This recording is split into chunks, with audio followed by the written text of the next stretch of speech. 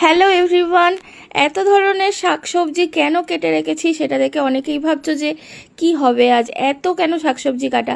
সেই কথাতেই আসছি। আজ আমাদের ছিল খইঠেরা পার্বণ, আর তার জন্যই আয়োজন হয়েছিল ঠিক এত কিছু, একদম রান্না পূজার মতো। আমাদের কিন্তু রান্না পূজা নেই, কিন্তু এই যে খইঠেরা পার্বণটা হয়, যেটা মা মনসার পুজো হয়, তো সেটাই একদম আমাদের অরন্ধনের মতো করে করা হয়।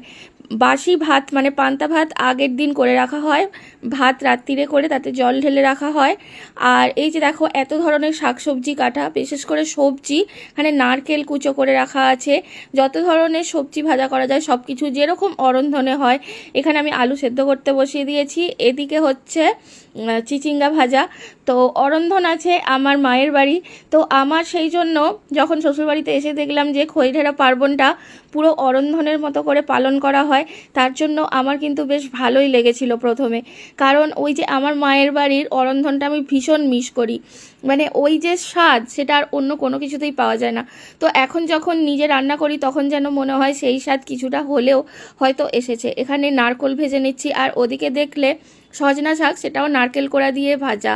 শুধু একটা জিনিস মিসিং, তার আগে বলি, এই যে দেখো এই সাজানোটা দেখেও আমার মনে পড়ছে মা যখন রান্না করতো বা দিদা রান্না করতো, একটা পুরো রুম, সেটা এমনিতে তো সমস্ত কিছু পরিষ্কার করা হয় A to Z, যাদের অরন্ধন হয় তারা জানো।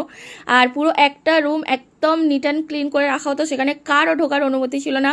সব কড়াই, মানে কড়াইতে যেসব রান্না হতো সেই কলা পাতা পেতে রাখা হতো, তারপর দিদা বা মা এক এক করে সব ভেজে দিত, আর সমস্ত পরিষ্কার কাপড় চোপড় পরে, আর সেগুলো এক এক করে নিয়ে গিয়ে মা রেখে আসতো বা অন্য যে যারা থাকতো। তো সে এক আলাদাই ফিলিংস। ওই রাত্রি 2:30 2টো পর্যন্ত রান্না হতো। তো যাই হোক, আমাদের তো এখানে মানে আমার শ্বশুরবাড়িতে অতটা হয় না। তো এই যে ভাজাভুজিগুলো সব সকালের দিকেই হয়, জাস্ট পুঁই শাক মাছের মাথা দিয়ে, ওটা মিসিং, ওটা আর হয় না আমাদের এখানে। খাসার ডাল, অম্বল সমস্ত কিছুই হয়। তো তোমরা বলো পুরো ভিডিওটা কেমন লাগলো। ভালো লাগলে অবশ্যই একটা লাইক কমেন্ট করে পাশে থেকো। চলো দেখা হচ্ছে নেক্সট ভিডিওতে, বাই।